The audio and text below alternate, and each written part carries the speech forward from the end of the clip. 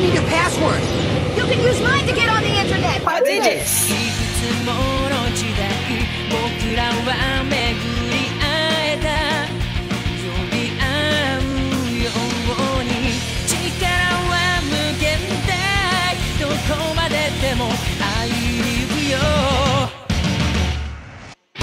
Welcome to Platypus episode 501.5, Agumon and Feedback.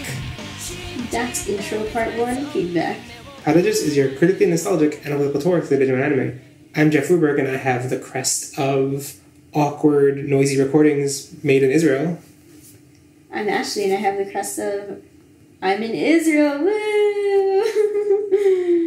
There's also Asher in the background. Asher's here. Do I also have the crest of being in Israel? What are we doing? You're the crest of Rabbi. Crest of Rabbi. But I don't... You're developing the crest of Rabbi. Okay. Okay, let's dive into the feedback. We have a lot of stuff to get through this episode, but we have Ash to chime in the background occasionally. Chime! just to prove that he's actually here. And yeah, so starting off with follow-up first. There are some things that I realized afterwards, after we recorded the episode, mainly because I've been going back through and watching the episodes in Japanese to get GIFs, to note down GIFs and get GIFs, and also practice Japanese. So there's some things.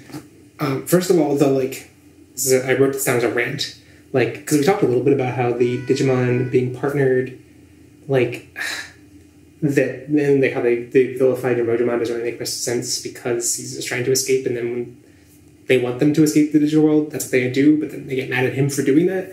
But the thing that I found really terrible going back and watching it is that they condemning every Digimon they come across for being there is so frustrating, because the entire framing of the season is that that's what happens with Agumon. That Agumon is vilified for being there, and Marcus is no, this is wrong. Yeah. And they're once we show compassion to Agumon and bring him to the team, he actually is a productive member of society, whatever. It has analogs for not vilifying people in the criminal justice system. Anyway, and then that's just completely Marcus, once there are other Digimon involved, it's none of that. None of that. I guess with Biyomon later. Yeah, that's a third arc. So we're ways from that. But anyway, yeah, that's just another thing that I found really frustrating right back when watching episode 1.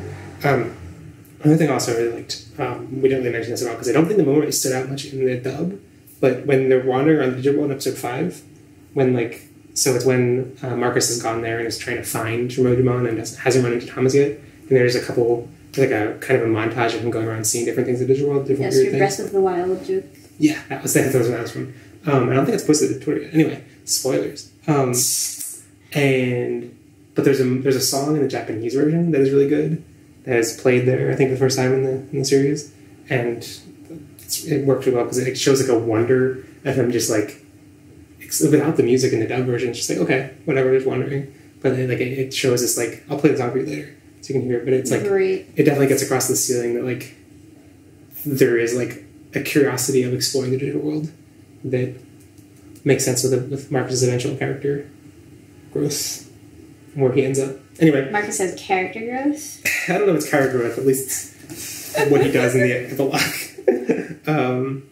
Also, there's a moment in episode 2 where Yoshino has orders to erase Marcus's family's memory, and then just randomly she doesn't. And it's whatever, this feels contrived. And going back and watching that after seeing stuff from the third arc mainly, from episode 12, I was oh, no, I guess that's actually Samson realizing who Marcus's family is. That's totally explained and actually fits. Ash just nodded his head. It may not have been mentioned to that at all. But I think he's playing Digimon Links. Yeah, he's playing Digimon Links. Also, it's pretty... the fact that... I think we actually complained later on that Samson does not seem as frustrated about his mission as he should be, given that there's stuff with people being lost in the digital world. But so that's still there. I think once they get back, Samson should be a lot more no, this is not something that even though you did your mission successfully, you should be not should be much more angry about it. But I don't know. It at least does fit and track that for them to go to the digital world this early on, had to be without Samson's permission. It had to be while he wasn't there. Anyway, we also got some blog posts from around the internet. First one was actually recent. It was from at Chris Carmy on Twitter, and they said they made this blog post kind of inspired by seeing our going through Savers, and they wanted to go and watch along too, and so they're writing these blog posts. Oh, we've only written one blog post so far. Hopefully they keep it up because it's pretty cool, and they do like episodic walkthrough of like their impressions of each episode, and it's really cool. And I have a couple of thoughts to read from there, but Chris Carmy's site in general was really cool. So it's called digidogs.net. Digidogs.net. So I had first seen them on Twitter because they run this Digimon store where they get products from the like official merchandise stores in Japan, and then like you can buy individual items, like specific items. I don't understand how to do this, but it seems like magic. Like I have so much stuff in stock. I think they like actually go to Japan and like get tons of stuff and bring it back and then sell it, and you'd expect there to be tons of markup for that, but there's really not much markup. Like it's like things aren't that expensive. It's really cool. But it seems like the original purpose of their site, digidogs.net, is like cataloging the Agumon line, the Agumon line, and like they have every piece of merch from like the 20 years. Agumon is the best. Oh my goodness! It's so Look at cool. all these plushies. And most of them like from 1999. Oh snap! It's really cool, and they have it for like each of the evolution forms. So like this is the Agumon page we're looking at now. Some dedication. It's really awesome. So many different things. Much dedication to anything. I love the focus on just like the Agumon line. Yeah. It's awesome. Anyway, but they had, in addition to that, this blog going through the first 5 episodes of Sabers. And so I wrote down some highlights. So in episode 2, they said, Masaru wins without much trouble, and after speaking with the fisherman dude, he decides that he wants to be part of DATS, even though he hated it at the beginning of the episode. Okay, a little sudden. Nah. I forgot, I think we just kind of forgot, whatever, it has to be... There's some things I roll with in the Digimans. Yeah. I think looking back, I think of that as making more sense. I think in the moment it really didn't make much sense. Because it's like, I feel like Marcus's being frustrated with that was the most contrived part. And so it's like, okay, it makes sense. Like, it's a perfect situation for him. He wants to just fight powerful things. Yeah. It's kind of the ideal thing for him. Yeah. So, on that level, I was like, well, it's inevitable. He comes around and realizes this is the perfect opportunity for him. He's like, you know how I can change this organization I hate? From the inside. But he hasn't. We'll get to there's some comments from Adam from System Restore about that. Anyway, we'll get to that. Episode 3, another comment: partners Toma and Masaru fail at being partners, so only then do Yoshino and Agumon succeed in defeating Digimon, which were Numemon in the sewers. Finally, she shows some skills, but it's against such pathetic enemies that I'm not too impressed. I hadn't considered this. This is kind of like an inversion of the Mimi Numemon thing. That like the only time we actually see Yoshino be successful is against Numemon. And yeah, I hadn't really considered that. That's like the one time you actually like is shown to be competent on her own in this arc at least. And I think in the next one too. Yeah, in the next one too. Okay. Not that the third. The third one she has a moment. Yeah, she gets a moment. by episode 15. Yeah. At least it's not episode 30 something in Frontier. But no, I'm still angry. Yeah. And the last comment that I wanted to highlight from there's lots more comments. You can go check out the blog. I'll have a link in the show notes to it. This last comment I wanted to highlight was episode 5, and Chris Carmy said, "Partners Toma and Masaru fail at being partner." Nope, you copied it. I copied it twice. Good job, Jeff. How? What?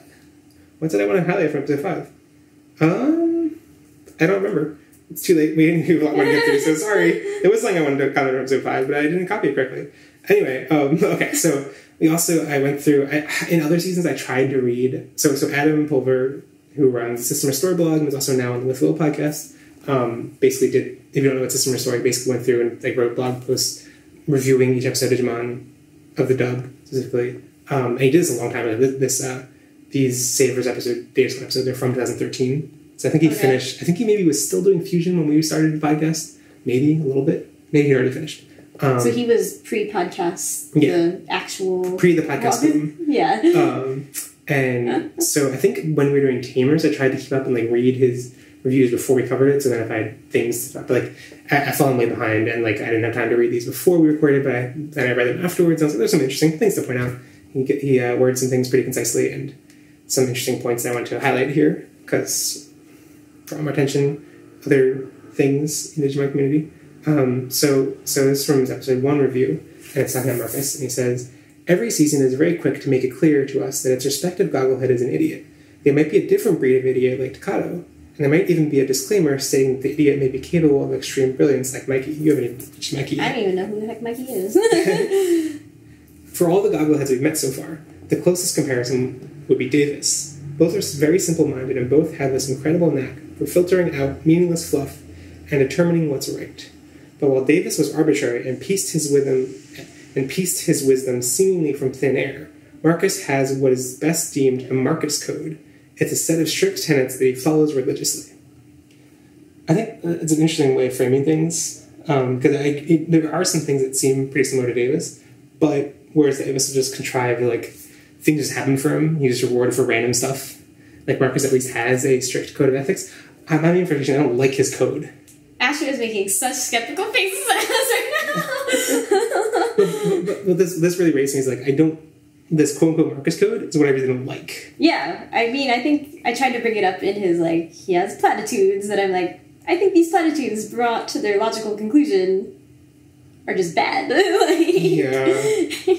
See, I don't know how to reconcile this, because I think his gangster, Yakuza, Bancho, like, personality is, I think, fun. I think when he actually has, like, platitudes that we're supposed to, like, not find troubling and problematic is when I'm like, oh. Yeah. Like, when they're actually... Like, I mean, the Data Squad Digimon, the dub opening says, like, I forget exactly what the lyrics are, but it's, like, never back down, never surrender, and stuff, and it's like, okay, that's a fun song, but that's not a good, healthy attitude to take away from it.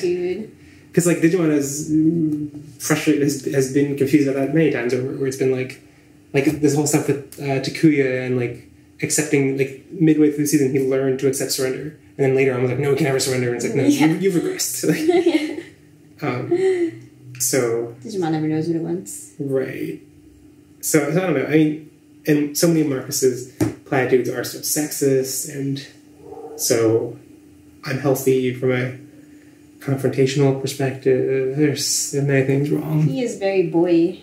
He's very boy, and to be fair, a lot of the stuff it's not like a dub creation. Some of the stuff, like the Toots and the Dollface. I'm not surprised. Yeah, I mean, they don't say literally Toots and Dollface in Japanese. Does he say something equally derogatory? I think he uses language that is what you would expect from this kind of like Bancho or like not Yakuza but like kid gang kind of thing. Ash's so It's intrigued. called juvenile delinquent. Juvenile delinquent, that's the word. Yeah. You couldn't think of the English equivalent? I don't know. I was Yusuke Urameshi. okay. You've never seen Yu Yu Hakusho. Oh, as a main character. Yes. Yeah. So I think there's stuff that like there's definitely things in Japanese. I don't think it was in this. I think it was actually later on when he's dealing with Biyomon.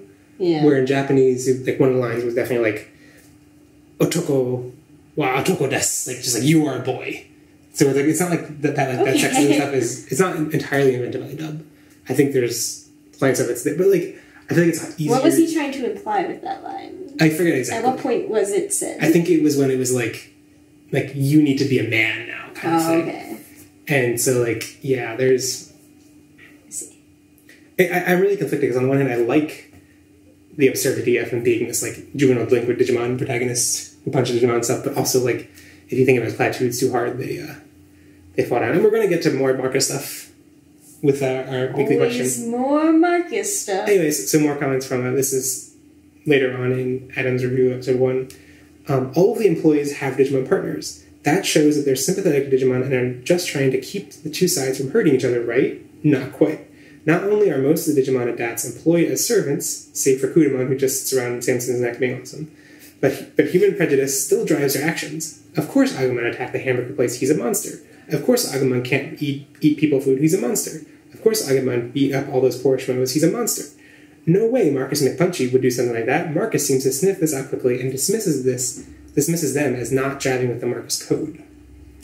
So this reflected a lot of things. That part is fine. I agree that I just think everybody in this show is crap.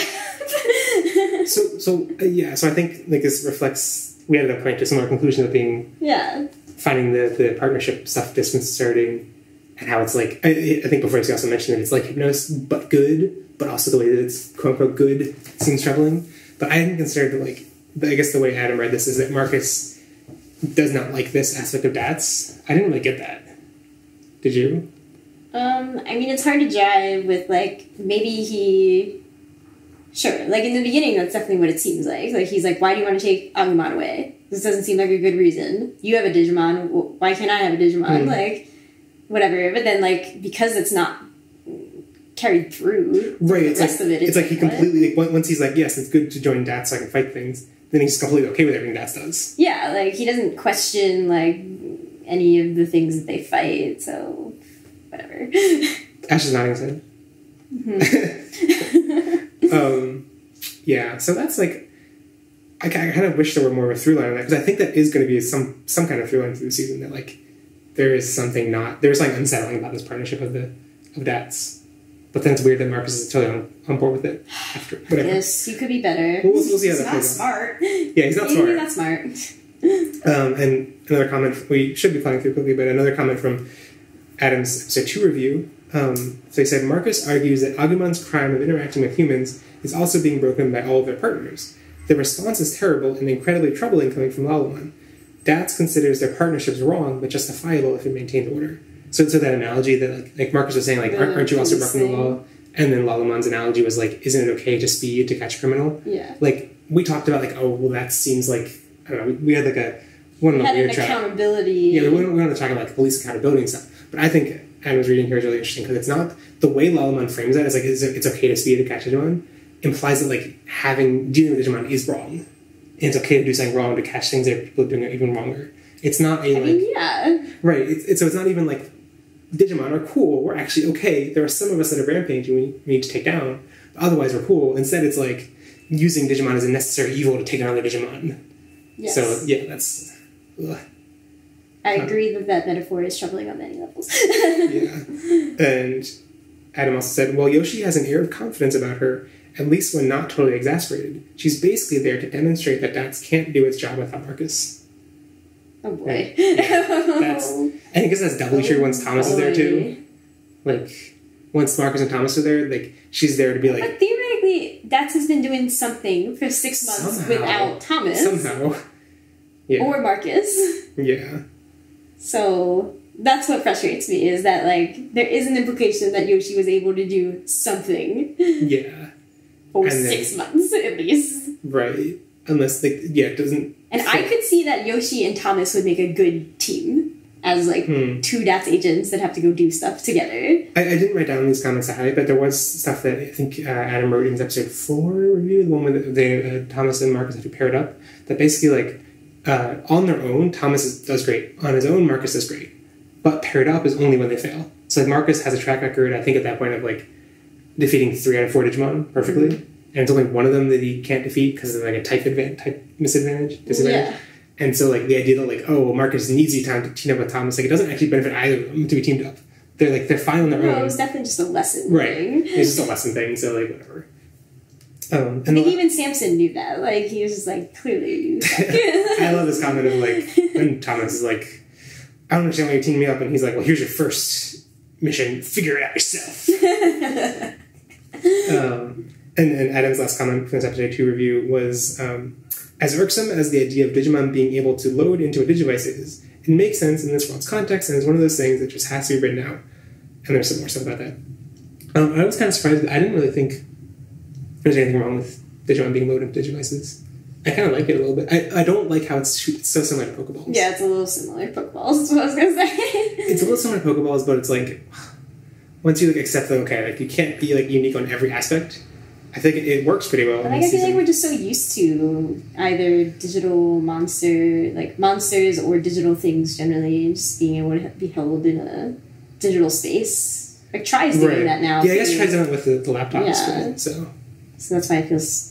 that might be part of why it feels less weird. It feels more natural nowadays, yeah. Yeah. I guess so. Yeah, because really only the Pokeball similarity is what frustrates me, and even that is like... It's only because it's like, well, that happens and Agumon doesn't want to go in it, and then there's Lalomon puts people to sleep, puts Digimon to sleep by singing, like those 3 things together. Those things are very Pokemon. It's a little too Pokemon. A little bit. We should move on to the weekly question. I guess we're running really long in this So a lot of stuff to get through, but I think we'll go through fast. Anyway, the weekly question was, is Marcus a good boy? Asher's opinion is no, by the way. Just I think everyone's opinion on the podcast is no so far. Okay, so we're going to go through, we have some Tumblr responses, some Twitter responses, and then some through email with well. So first on Tumblr, Shiny Happy Digistar said, he's the best boy. Whoa. Fandom-Jumper said yes. All right, everybody's very resounding yes so far. We have a bunch of comments from Twitter. So Mei Shinjimon @ May from Lost in Translation initially just said yes, exclamation point, and then followed up with, because of how much he cares about his family and families in general. His family is his number one priority, and honestly, so is everybody else's family. He wants everybody to have a great family life, and he'll fight for it, literally. Asher can't even right now. Just can't even. Ash so can't even, he broke Digimon lists. Yeah. Alex Dunn @ Alex of the Key. It's Alex Dunn @ Axel of the Key. Oh, tricky. See, I always thought of his name as being a Kingdom Hearts reference, so I was confused when I was like, wait, it's Alex, not Axel. Anyway, it's actually, isn't it? So, and that makes sense. So he just said, ... no. No. Steve @ The Homoerotic said, not really, too arrogant. If he was a dumb hothead who had to learn to be a better person, I'd be more forgiving. I could be remembering wrong, but I don't think he ever really grows at all. I think that is a key part of our frustration with him, is he doesn't ever learn from mistakes, or like... He's just like, punching the Merimon didn't really work. But I need punching to work, so I'm just gonna get to the state where punching works. It's not the learning about punching. It's the learning about punching, it's fine. Like, he can just punch all the time. It's the learning about, I guess it's in the next arc, so we're kind of spoiling things, but for the next arc, when the stuff happens with Yoshino, and we see that his Marcus code stuff directly leads to condescension and limiting the potential of other people on the team, is when it's and he doesn't learn from that. In the end, they were right to distrust Yoshino and stuff. That's the stuff that's and his tendency to protect everyone, is condescending towards them. To protect everyone. It's better if he's I can protect you, but also I give you the tools to protect yourself. It's better if he would at least teach, or give confidence to other people. There's a way that there are people who are very confident in themselves can give that confidence to other people rather than just being just trust me. Mm-hmm. Yeah, I guess so. He doesn't inspire them, he just does it for himself. And I think there's also tons of implicit sexism to who he feels like he needs to protect. He doesn't really, the way he plays that with Thomas, it's not about feeling he needs to protect him, it's just I'll help you. Yeah, he's just I'm better than you. He wants to be better than him, but when Thomas is in a position of vulnerability, he helps carry him. When Yoshino is in a position of vulnerability, he's I'll fight for you. So, I think we end up seeing, it's frustrating on so many sexism levels. Anyway, at Tokujo said, the infamous Tokujo, at Tokujo said, he is a good boy, but he's also dumb. The Phantom Geek, at the Sonic Geek, said, yes, Marcus is the best punchy boy. And then they also followed up with, what I like best is not so much Marcus himself, but the idea of the humans, even in some small way, getting in and directly fighting alongside their partner. Though he is cool. I don't know, that Keynes was not right. Though he is cool. Plus he lands a solid hit on an ultra-level Digimon, and how can you not love that? I'm fine with that part of him, to be honest. I think that's what I keep complaining. I'm fine with... I like that aspect of him. I like the aspect of punching Digimon. I like the aspect of him being this juvenile delinquent, but other things. Anyway, Ramon Castro, at Digimon Fan for Life, said, yes, he is Digimon's One Punch Man. Punch emoji. Punch emoji. And, Key fact. And Digital VT Taichi at, I never know how to pronounce, at Austin Graham, said, yes, he is. We also got some comments. So we also had, via With the Will, Tsurui said, I'd say yes, Marcus is a good boy, but he has a poor way of showing it sometimes. I think that... we kind of think that he has his heart in the right place. We also, and then he doesn't show it well. We also think that some of the way his heart is troubling. Yeah. So, yeah. That's fine. I think he has good intentions generally. But so many people That's not, like, so many people who are super sexist or homophobic or racist or whatever have good intentions. Everyone has good intentions. Everybody has good intentions in their mind, so that's the troubling part. Right. It's not like totally forgivable. We turn this into the trial of Marcus Part 2. Great. And then we also got a email from Adam, same Adam from System Restore, and he said, "What makes Marcus a good boy is when he has a fierce loyalty and fights to protect both his family and anyone that proves themselves to him. He will also fight for justice when it really matters, which is sometimes a problem if he doesn't think something matters or society disagrees on what's just. For me, Marcus is the most pure and most successful of the typical Digimon protagonist archetype. He's..." In case Mike didn't pick it up, Ash just said false. "He's brave, impulsive, and not very bright. While Tai, Takato, and Haru show more overall depth and growth, it's due to contrary traits they start with or develop along the way. Marcus is pure gogglehead start to finish, even if not literally, and the season tests him and forces him to focus his energy and personality better than similar leads like Davis, Takuya, and Mikey." I mean, my problem with this comparison is, like, sure, I think it's kind of blah that, like, I don't know, whatever. Like, learning contrary traits to what you are as a person is, like, not a real thing normally. Like, you don't really change that much. I was actually going to say the opposite, that it's more attuned to real life, that, like, as... to be a complex person in a realist, you actually need to, like, have multitude, you need to have different aspects, you need to learn to develop things that balance your other excesses.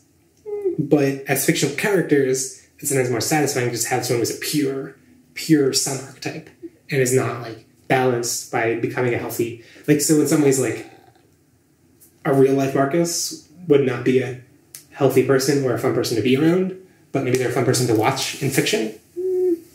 Yeah.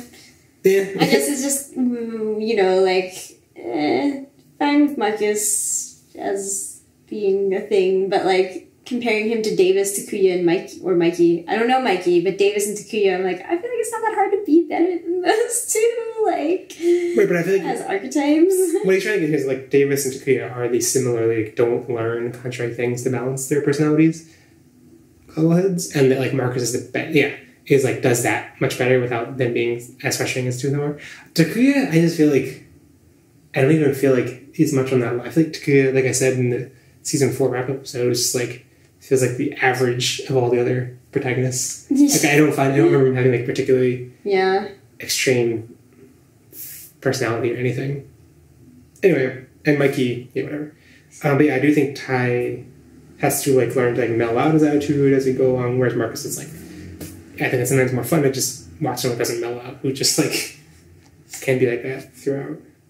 Marcus is slowly, like, growing on me. I just am very resistant to, like, fully liking him. I guess we need to have the final trial at the end of the season.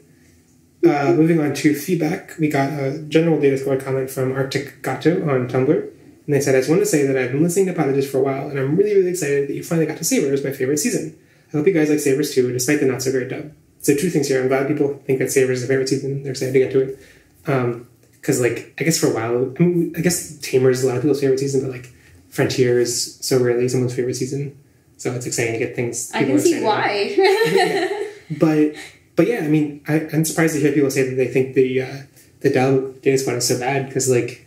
I don't really feel that. Yeah, it hasn't felt bad so far. I feel pretty okay about it. And there are definitely some things I like about the original Japanese a lot more, like the music.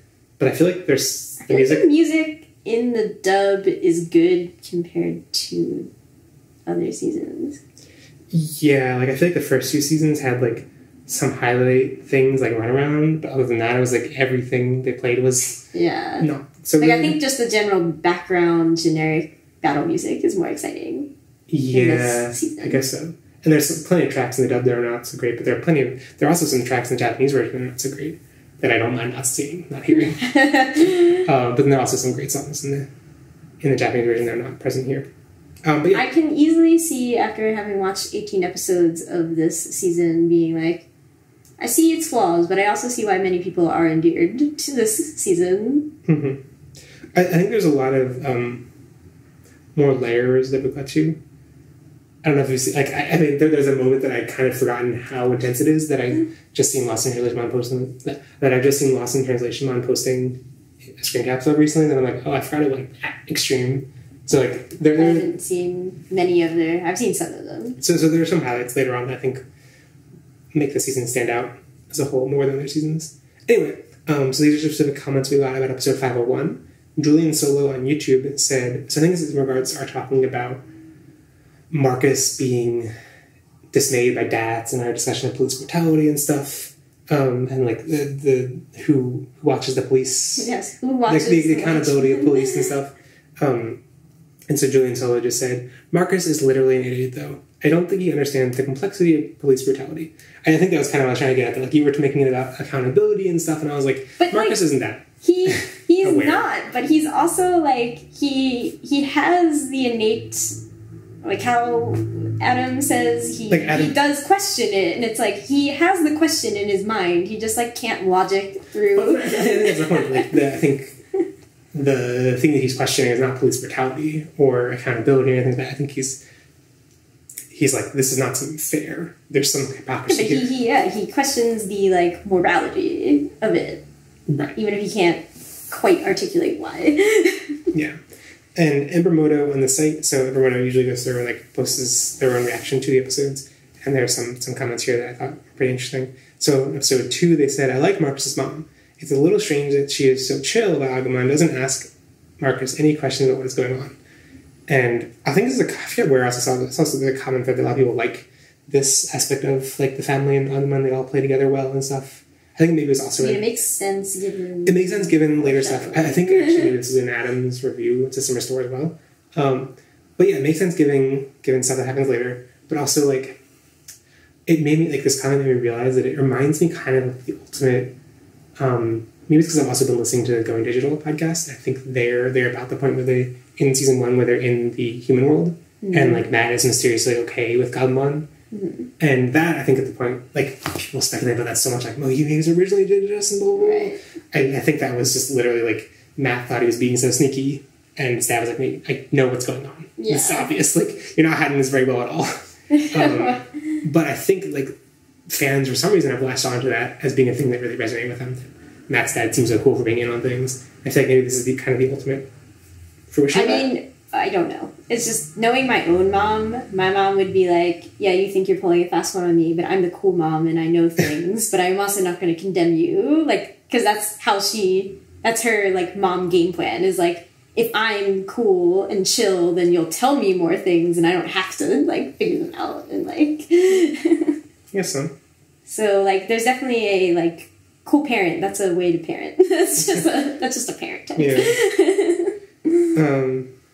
And everyone also commented that, like, Philly Sampson wants Marcus and Thomas to learn from each other, and that's why he pairs them up and stuff. But, like, I wrote this down because I'm like, doesn't seem like Thomas really needs to learn from Marcus. Like, why? Like, Thomas is doing great on his own. Everyone's like, we praise him so much.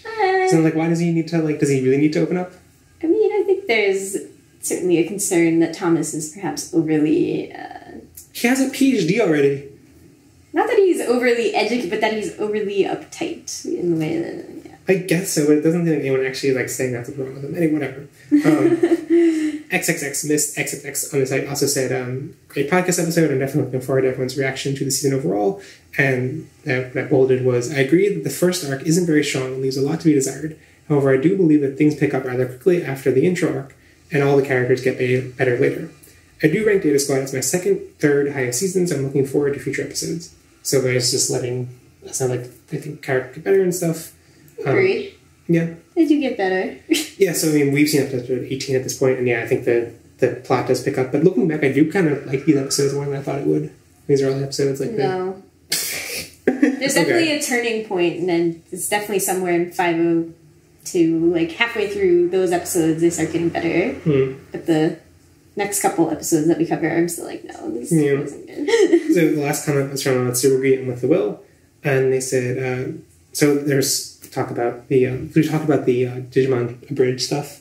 We were confused with the different versions and stuff, and apparently there's the Digimon Abridged made by Team 4 Star was, like, there was initially April Fool's jokes, which were based, like there was an Digimon April Fool's joke that starred some of the Team 4-Star people and Little Kuribo even. Mm-hmm. And I think they kept doing some of those later on or something.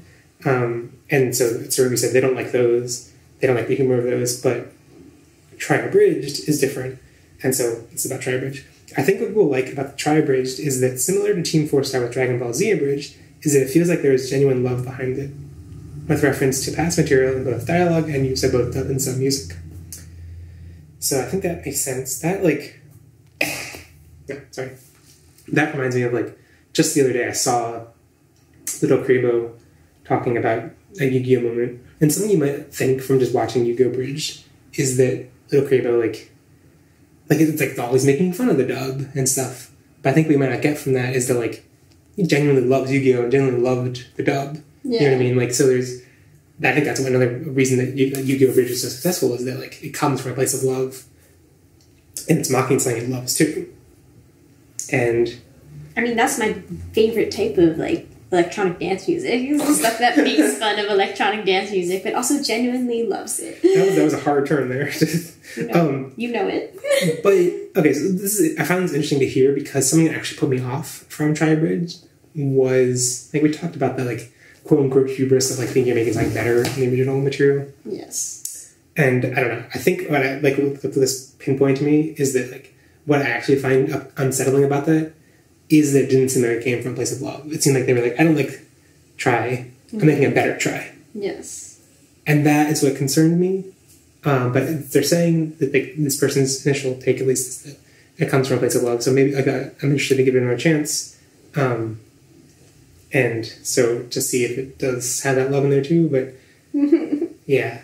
And anyway, so on to their comments about the actual podcast. On the first episode of Proper 501, I think these are a good first few episodes. They introduce our main players, we get some motivation behind their actions, and of course Agumon being the gullible food lover we know and love. So I thought it's weird because, like, Agumon is so...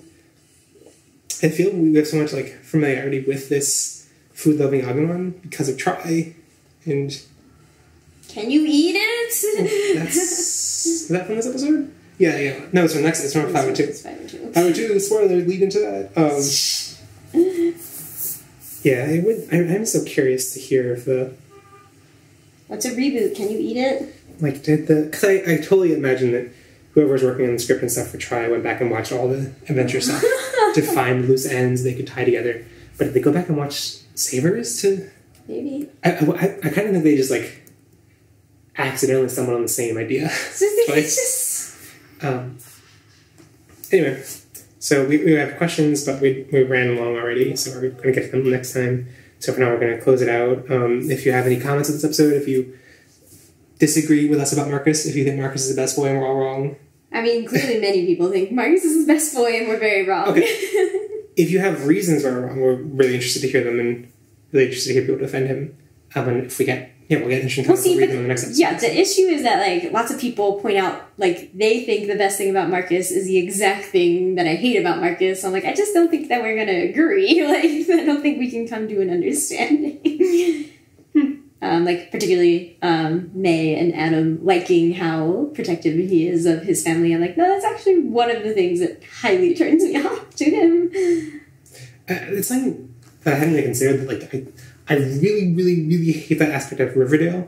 There's a character in Riverdale who's in high school and is like, I need to protect my family. Yeah. And, like, I basically stopped watching Riverdale at the point in this latest season where, like, his dad gets shot and he's, like, this kid who's in high school is, like, so upset that he couldn't attack the guy who shot his dad. And, like, you don't... And then, like, the episode ends with him, like, standing in front of his dad's door with a bat. He's going to protect his dad from this, like... Yeah, there's like No. What I find so frustrating about that isn't the protection, is the, like, kids acting like they have the weight of the world on their shoulders, and that they need to act, like, super mature and, like, do everything like adults.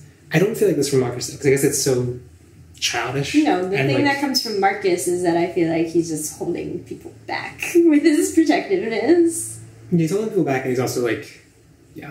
I still think it's entertaining, though. It's not good for a girl person. But anyway, send all the thoughts to... you can leave comments at petages.com/501.5. You can also send us thoughts to us on we are Petages on Twitter, Tumblr, or Facebook, and you can also email anything to pottages@gmail.com. Special thanks to Extra Animon for our new Season 5 Agumon artwork. And a quick shout out to our champion Ultimate and Mega supporters on Patreon. Diab Jomon, Dizzy Bazumi, Joe Keto, Kailunamon, Sam Kuwagamon, Andy Lusamon, David Grauman, and Marcus. And if people want to follow us on Twitter or on the internet, where are you, Ashley? I'm AshMcD00, and I have a new podcast called Shoujo and Tell. It's at Shoujo and Tell. And I am Definitely Jeff on Twitter, and I don't have a new podcast called Shonen in Hell. He's working on it, though. Oh, I'm not working on it. And if people want to find Ash, they can come to Israel. Yeah. And don't stay tuned for our Cybersuit stream because we're in Israel. Because we're in Israel, and that's not a And good I think this is way late. Like we're recording this like way late Sunday time because it's Monday. Anyway. Oh, it's not Sunday anymore. Well, it's Sunday. Oh, yeah, it's not Sunday anymore. Anyway, stay tuned tomorrow / in a couple hours for a main Data Squad pod covering episodes 6 through 11, aka CSI Cyber. Bye. Bye. And remember, never stop digimon.